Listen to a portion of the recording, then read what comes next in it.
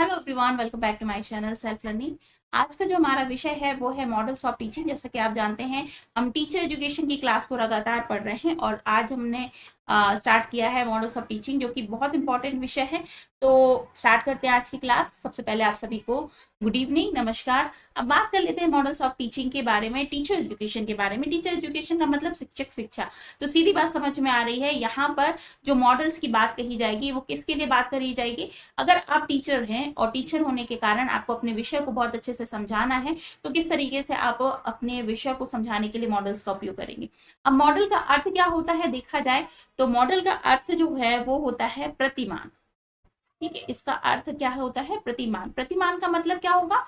प्रतिमा।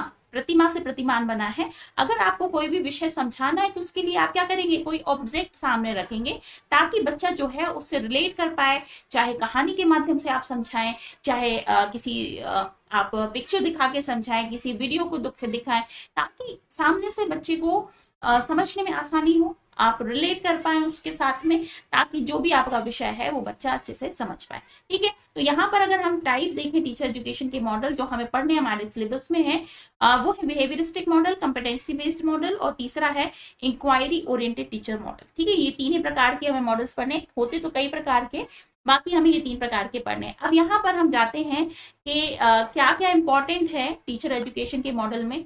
तो देखिए, सबसे पहली तो बात कर लेता है कि ये स्पेसिफाई कर देता है आपके प्रोसीजर को। जो भी आपका प्रोसीजर है उसको स्पेसिफाई करता है।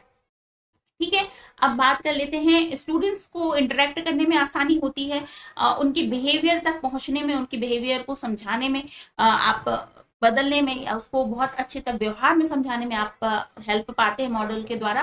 स्पेसिफिक चेंज आते हैं, जो भी आप पढ़ा रहे हैं उसको बहुत अच्छे से समझाने और एलिब्रेट करने में आसानी होती है।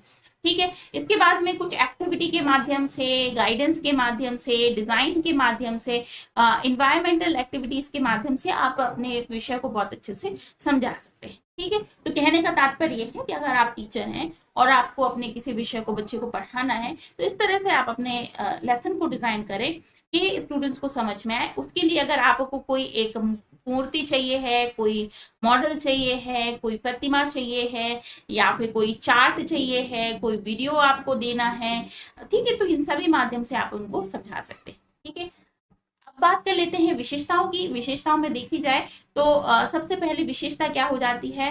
तो इसकी पहली विशेषता तो ये है कि पैटर्न और प्लान।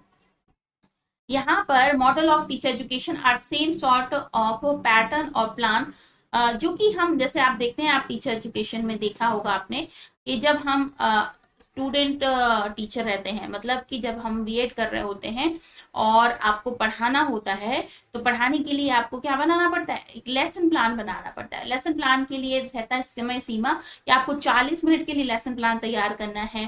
ठीक है, तो उस 40 मिनट में आपके पास में हर चीज रहती है। इंट्रोडक्टरी क्वेश्चंस भी पूछने हैं, स्टूडेंट्स को एलिब्रेट भी करना है, उनको होमवर्क भी देना है, उनसे जनरलाइजेशन क्वेश्चन भी पूछने हैं। ठीक है, ये सारी चीजें रखनी। तो एक तरीके से मॉडल भी क्या होता है? प्लान होता है। बट ये जो प्लान है वो टेक्निक और स्ट्रैटेजी में थोड़ा डिफरेंट होता है रेगुलर प्लान से। इसका जो ऑब्जेक्टिव्स रहते हैं वो क्या रहते हैं? स्पेसिफिक रहते हैं। कुछ क्रूशियल चीजें हैं जिनको समझाने के लिए आप मॉडल्स का उपयोग करते हैं। हर एक चीज के लिए मॉडल्स का उपयोग नहीं किया जाता है। अब ये एक तरीके से गाइडेंस और ब्लूप्रिंट बन जाता है। ब्लूप्रिंट का अर्थ क्या होता है? जैसे आपको कहीं जाना है, मान लेते हैं आपको यहाँ से लेकर, अपने घर से लेकर हमारे देश की कैपिटल है दिल्ली, वहां जाना है। ठीक है, तो आप कैसे जाएंगे? उठा के ऐसी बस्ता नहीं लेके चले जाएंगे। आप पूरा तैयार करेंगे, ब्लूप्रिंट तैयार करेंगे कि आपको कब बस में बैठना है, कितनी देर आपको ट्रेन में जाना है, किसके बाद फिर आपको टैक्सी मिलेगी, टैक्सी मिलने के बाद आप कहाँ पहुंचेंगे। ठीक है, और आप मैप भी लेके चलेंगे कि मैप से समझ में आ जाएगा कहाँ आपको कुछ हर्डल्स मिल सकते हैं, कहाँ आपको रात में ट्रेवल नहीं करना है, कहाँ आपको दिन में करना है। ये सारी चीजें आपको मिल जाती हैं, तब आपकी जो जर्नी है वो बहुत अच्छे से हो जाती है। सिमिलरली, अगर आप कोई एक ऐसे विषय को पढ़ा रहे हैं जो कि थोड़ा सा डिफिकल्ट है समझने में, तो क्या करेंगे? आपको उसको समझाने के लिए एक ब्लूप्रिंट तैयार करेंगे, एक खाका तैयार करेंगे, एक गाइडलाइंस पूरी तैयार करेंगे, ताकि अपने स्टूडेंट्स को आप बहुत अच्छे से समझा सकें। ठीक है, ये एक तरीके की इंस्ट्रक्शनल डिजाइन भी होती है कि इंस्ट्रक्शन का मतलब क्या हो जाता है? निर्देशात्मक डिजाइन जो होती है, जो पर्टिकुलर इंस्ट्रक्शंस बच्चों को प्रोवाइड करती है। क्लियर? अब यहाँ पर अगर हम बात कर लेते हैं एलिमेंट की, तो क्या क्या एलिमेंट्स हैं यहाँ पर? तो देखिए, फर्स्ट तो आ जाती है teaching model provide the valuable guidance और blueprint to carrying out task teaching realization and of some specific goal and fundamental elements.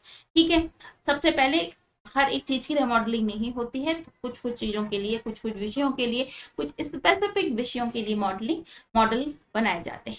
Focus बच्चों का बढ़ता है, टीचर्स का फोकस बढ़ता है। General aspect to teacher model. Syntax की बात कही जाए तो ये क्या करता है, description of model in action, मतलब आपको जो बनाया है, अब एक्शन में आपको किस तरीके से क्या काम कब करना है उसका पूरा डिस्क्रिप्शन रेडी होता है।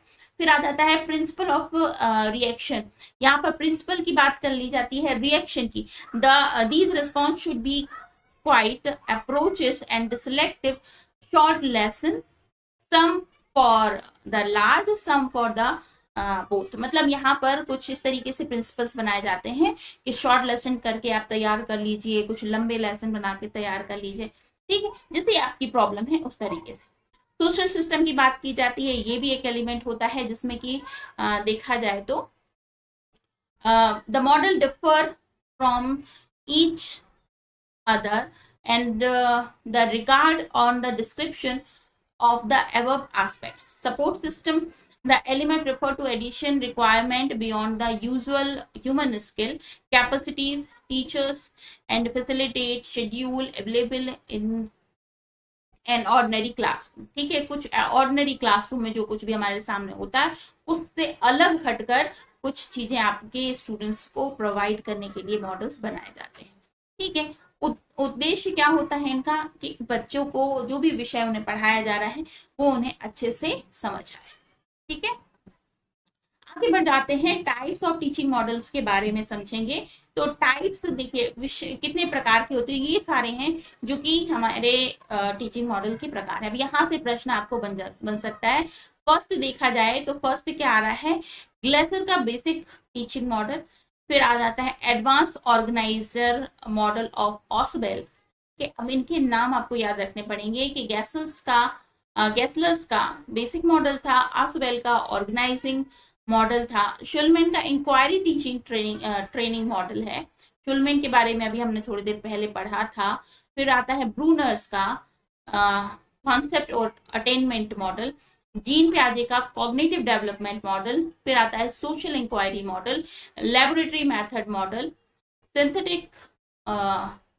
सिंथेटिक्स मॉडल, फिर ऑपरेंट कंडीशनिंग मॉडल। ठीक है, इनके नाम आपको नोट कर लेने हैं बस, इससे अलावा कुछ नहीं, क्योंकि हमारा जो सिलेबस है उसमें ये 3 तरह के मॉडल हमें दिए हैं जिन्हें हमें पढ़ना है। तो behaviouristic model, competency based model और inquiry oriented teacher education model, ये 3 आपको पढ़ने हैं। ठीक है, अब इसके बाद जो हमारा नेक्स्ट हमारा सेशन होगा इसी के बाद जस्ट आएगा, जिसमें हम इन तीनों के बारे में पढ़ेंगे। तो मॉडल्स के बारे में आपको समझ में आ गया होगा। नेक्स्ट क्लास जरूर देखिएगा जिसमें हम पढ़ेंगे इन तीनों मॉडल्स के बारे में, किसने दिया था, क्या इनका उपयोग है, किस तरीके से इसे समझाया जाता है। ठीक है, तो आई होप आपको ये क्लास अच्छी लगी हो, इंपॉर्टेंट लगी हो, आपके लिए बेनिफिट आया हो कुछ इसका। तो ज़्यादा से ज़्यादा लाइक कीजिएगा। मॉडल समझ में आ गए होंगे क्यों मॉडल्स ऑफ टीचर एजुकेशन के बारे में पढ़ना पड़ता है। तो हमें सब्सक्राइब जरूर कर लीजिए चैनल को और दूसरों तक जरूर शेयर कीजिएगा, क्योंकि इससे हमें थोड़ा सा मोटिवेशन मिलता है। चलिए, तो करते हैं इस क्लास को यहीं पर फिनिश, कल फिर मिलते हैं। तब तक के लिए अपना बहुत ख्याल रखिए। This is doctor Monisha signing off, bye bye.